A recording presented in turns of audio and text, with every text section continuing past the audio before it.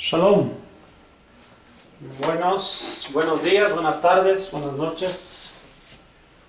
Vamos a comenzar ahora una clase de hebreo a fin que podamos aprender acerca de este idioma que es muy importante para el estudio de la Torá. A través de estos estudios vamos a poder, uno, conocer la escritura, dos, también aprender a leer, 3, conocer parte de la gramática, y 4, finalmente, poder acercarnos a un Sefer Torah para poder dar lectura de él. En primer lugar vamos a conocer el Aleph Bet. Rápidamente, esta es la letra Aleph, Bet, Gimel, Dalet, He, Ba, Zain, Het, Tet, Yud. Esta es la forma en la que la vamos a encontrar en los libros de texto, comúnmente.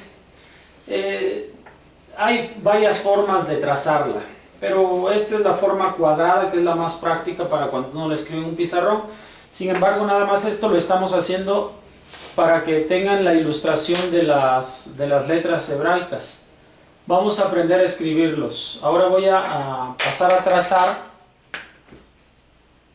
cada una de las letras. Y hay un documento en el cual van a poder bajarlos si se comunican con nosotros, para poder bajarlo del internet y entonces comenzar este curso que dura aproximadamente 98 unidades.